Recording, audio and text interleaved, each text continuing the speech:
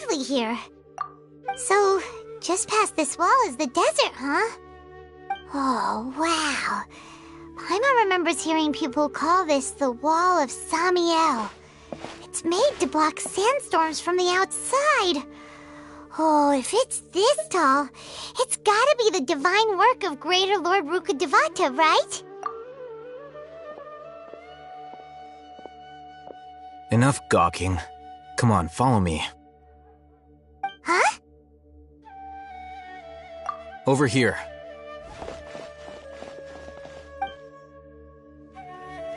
Oh, Hatham went that way! Let's hurry up and follow him. Wonder what he's up to.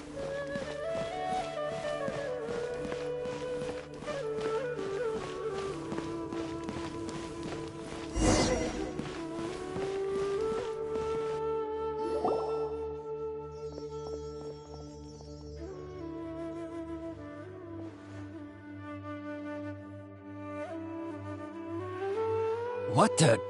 Where did she go?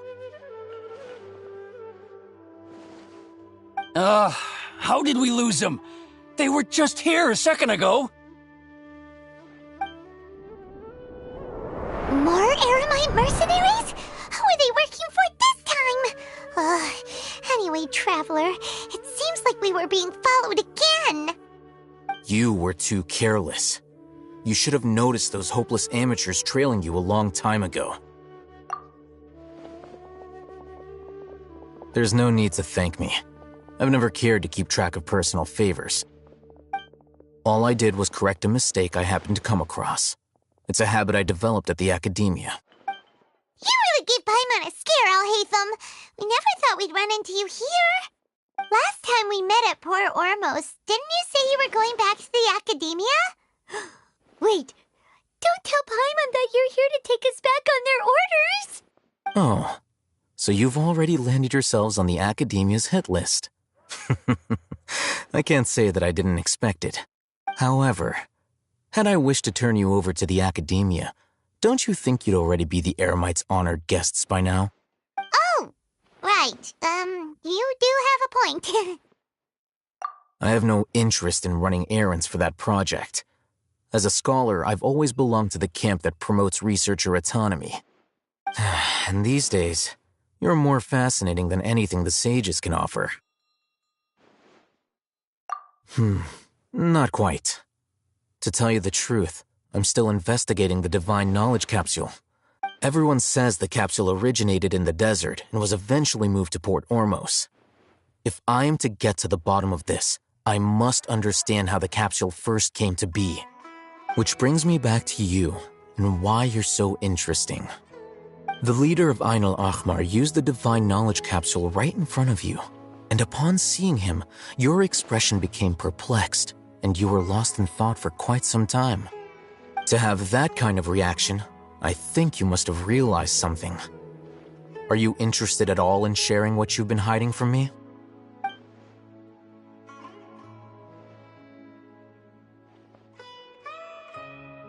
Alhaitham, you really have a ridiculous eye for detail. What kind of person even notices or remembers stuff like that?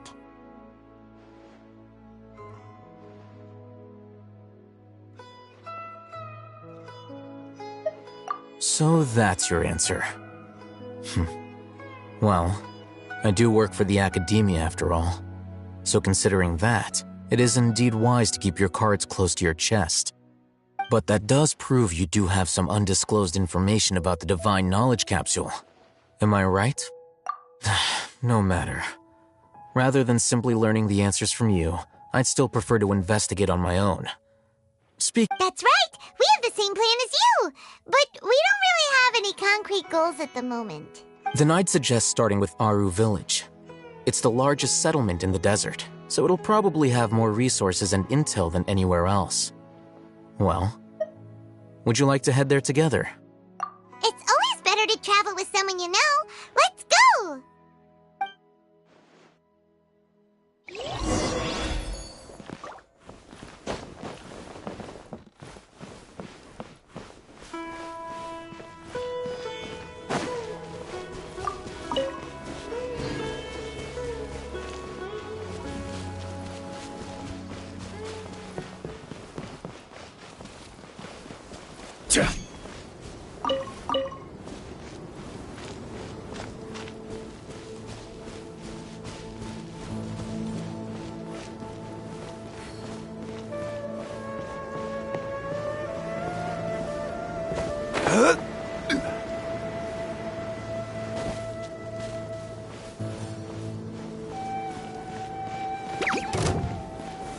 Stabilize! There is no escape! Hey there! Watch out!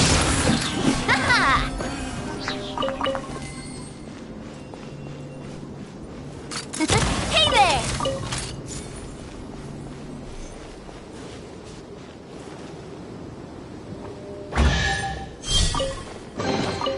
Oh, what a stroke of good luck!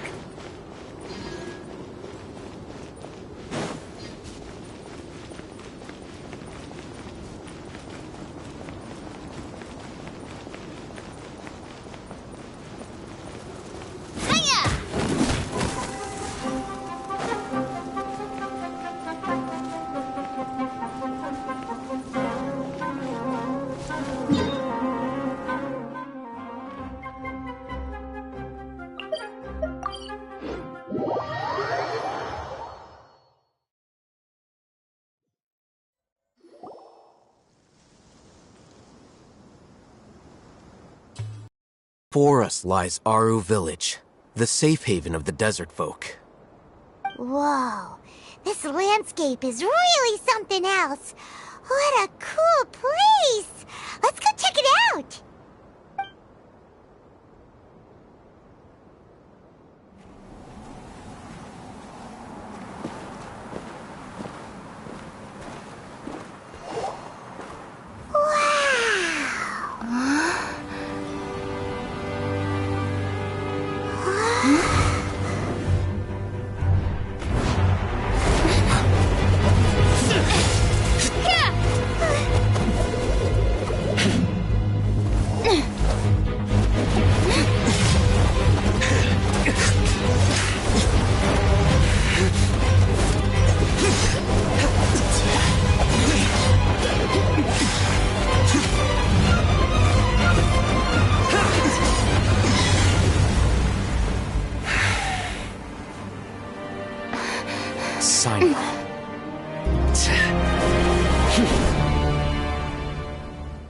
Unless my memory fails me, we have barely spoken 2 words to each other before now at the Academia. Would you care to enlighten me as to when and how I invited the General Mahamatra's wrath? Al-Haytham, do not think you can escape my judgment just because you managed to escape my attack. Judgment? So that's how you'd characterize your actions here, is it? Or would elimination perhaps be a more accurate description? Had I used my full strength, not even this traveler would have been able to stop me. Though styled like an assassination, I sought only to ensure that my target would be unable to flee or resist. Standard practice for the Matra, as well you know. Seemed to me more like your own personal touch. Who is that, Al-Haytham? Did you call him General Mahamatra? Yes. General Mahamatra Sino, head of all the Matra at the Academia. He's a formidable hunter, and the ultimate nightmare for any who have committed academic crimes. You seem to have placed a lot of trust in Al-Haytham, to the point of blocking an attack for him. If I were you, I'd never choose to side with him. I wouldn't believe a single word that comes out of his mouth. I have been pursuing this scribe for a long time. I urge you, stand back and do not seek to defend him any longer. Otherwise, there will be consequences. Has Al-Haytham done something wrong? Paimon doesn't think he's as bad as you've made him out to be. I won't waste my breath explaining things. Al-Haytham, I saw it during our fight. Take it out. The divine knowledge capsule you're hiding on your person. Unless you want me to retrieve it for myself. Very perceptive of you. Nothing escapes a Matra's senses. Wait, the Divine Knowledge Capsule? Didn't it fall into the Matra's hands in Port Ormos? No wonder you speak with such confidence, Sino. But I must admit, I'm very curious. What does this capsule mean to you? And why, as General Mahamatra of the Academia, are you all alone in the desert? As far as I'm aware, the other Matra have been speculating about your disappearance. Have you been given a mission that's, let's say, morally dubious? If I was the real target of your mission, what was stopping you from simply using your authority and resources to judge me within the walls of the Academia? I should have known you'd be difficult to deal with. You two? Ugh! What you would do, Traveler? Paimon feels like we can't trust either of them! Ahem. Well, look at you two, acting all tough and self-righteous over there. Wait, Dia?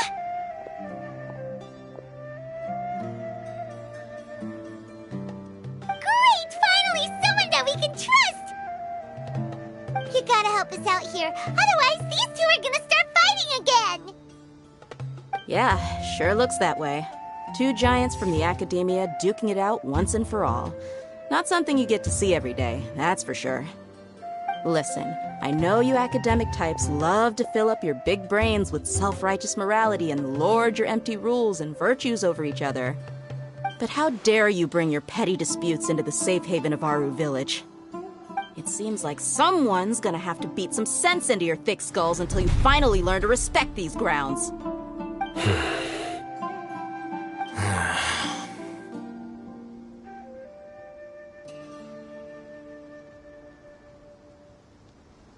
Hey, did either of you hear a word I just said?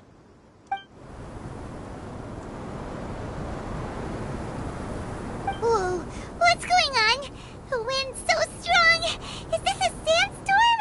Paimon's gonna get blown away! Another sandstorm? What's up with these recently? Hey! All of you, over here, quickly! We have to take cover! Someone's calling for us! Oh, this wind is too strong! Let's get over there! That sounded like Candace. Come on, you two! Jeez, are all of you Academia folks such hard work? Move it! All right, stop yelling.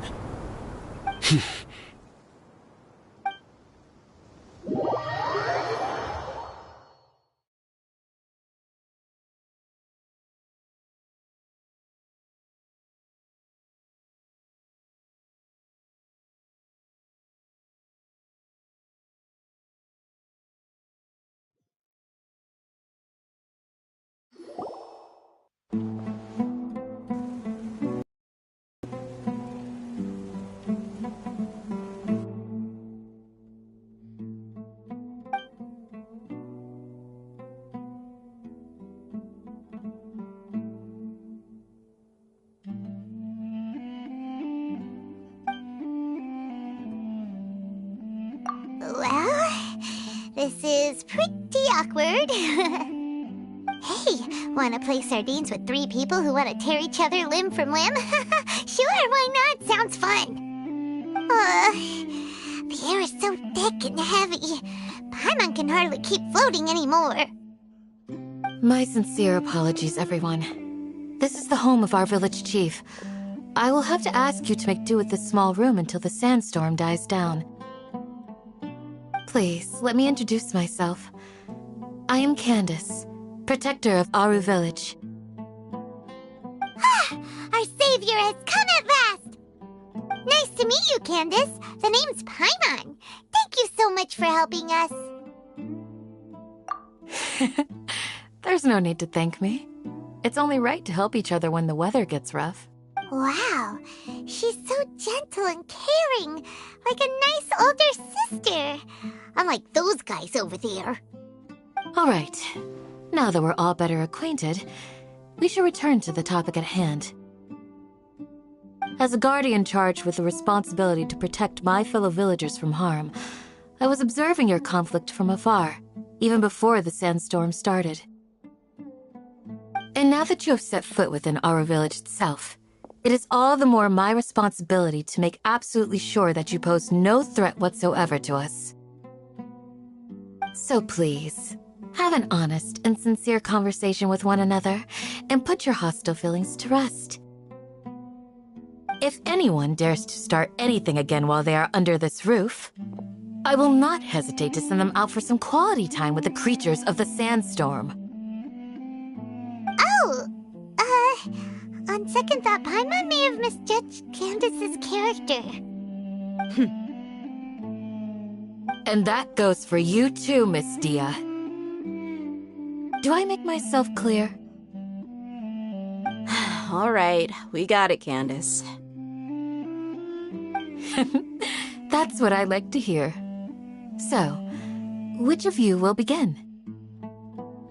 I was supposed to be a mediator, but I might have gotten a little too involved just now. Anyway, one of those two should probably start talking. Wait, that was you trying to be a mediator? I have nothing to hide, so there's no shame in explaining myself. While Al-Haytham wasn't wrong about the other Matra not knowing my whereabouts, it's not because I've been assigned a morally dubious mission. Rather, I've chosen to exile myself. Huh? Exile yourself? A little while ago, I discovered that there was data missing in the Academia's project planning and development files. What little they did report clearly did not match the project's actual progress. As General Mahamatra, I had the responsibility and authority to request an audit.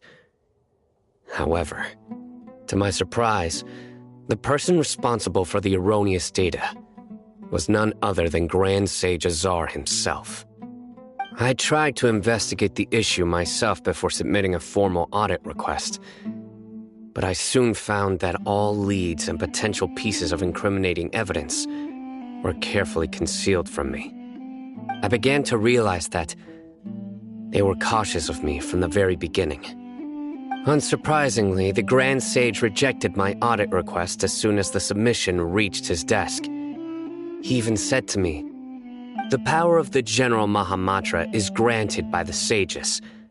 You have no right to judge us." So they really are up to no good. I realized then that to the Grand Sage, the Matra are nothing more than tools for the sages to assert and maintain their control over knowledge. The vows that we took, the principles that we strive to uphold, they are meaningless to the academia of today. I believed it would be wise to flee the academia before the sages had a chance to take action against me. This way, they can no longer see nor predict my actions. I will never give up on this investigation. There's no need for someone else to give me power or authority. Once I find the truth, I will administer judgment by my own name. Sino seems to have the same goal as us. We're all investigating the sages. Plus, now that he's no longer the General Mahamatra, he somehow feels a lot less scary. Well, Sino, if that's your story, then why did you see Al-Haytham as a target? When I was investigating the matter in the academia, I overheard a conversation between Al-Haytham and a sage. The sages asked you to investigate a blonde-haired traveler. Do you dispute this, Al-Haytham? What? Like many parts of the project, this assignment was undocumented. Now throw in your suspicious behavior with the Divine Knowledge Capsule, and I think we deserve an explanation. Yes. I was indeed tasked with investigating the Traveler. Al-Haytham! After all, the promised reward was so great that hardly any scholar could have refused. The sage told me, once you've completed this assignment, I can give you a glimpse of divine knowledge. A most enticing offer. Unfortunately, those academics don't know me at all. Their words contained one key piece of information, namely that divine knowledge indeed exists. That gave me all I needed to know. From my perspective, the sages are far from trustworthy. Think about it. Isn't it a little strange they're so willing to share divine knowledge with anyone, even as a reward? So, I began my own investigation following the lead of the divine knowledge capsule. In the end, I realized my wisdom in committing to this rather than collaborating with the sages. Had I been less guarded, I probably would have ended up like that Ain al-Ahmar mercenary, incapable of remaining sane for long enough to hold a conversation. You mean that the sages originally planned to dispose of you, using one of those capsules that drive people insane? I'd already given up on the assignment by then. I only told the academia I was waiting in Port Ormos for you to appear so they wouldn't suspect anything. So it came as quite a surprise when I encountered my erstwhile target while investigating the divine knowledge capsule. Criminals do love to talk about coincidences. Even though I ran into the Traveler by chance, I had no intention of providing assistance to the academia. Also, you should remember, you were the ones who decided to follow me and strike up a conversation after I left that tavern. That's true. Al-Haytham helped us out at as well. Maybe he's telling the truth. It's worth anything to you. I took the divine knowledge capsule behind your back because I judged its existence to be a significant risk. I felt that it would be best for no one to interact with it before it had been properly studied. After the most dangerous thing in this land. You should be well aware, Scribe Al-Haytham, that curiosity can also lead you to... Did the sages share any information about their project with you? Have I not made...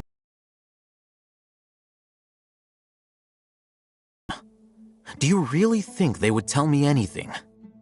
Fine. Although you haven't compared you as an enemy, for now. As you wish. Good. I'm glad to see you two clearing up your misunderstandings. And now you, Dia. I believe it's your turn. Oh, sorry. Whatever the boys were talking about must have been so boring that I spaced out. My situation is pretty straightforward. My employer, Dunyarzad of the Homayani family, is friends with the Traveler and is currently recovering from her illness at home. I had nothing going on, so I decided to return to Aru village for a visit. I was actually looking forward to a pretty exciting time getting back together with everyone here. But then I saw these two random guys in the middle of a pointless argument. It ticked me off, and things went downhill from there. Is that all? Well, I will admit that definitely sounds like your style. In that case, welcome back, Dia. That's more like it. I missed you all so much, Candace.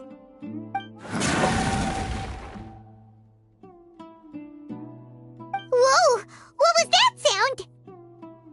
No need to worry. Now that you're no longer at each other's throats, please make yourselves at home. I'll take a quick trip outside to clear out some of those creatures in the sandstorm. Creatures?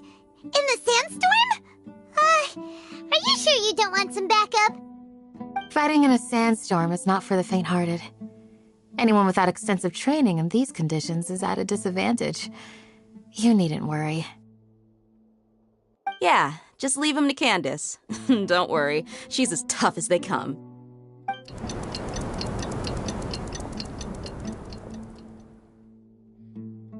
The wind's died down. That means the sandstorm's over, right? Candace still isn't back yet, though.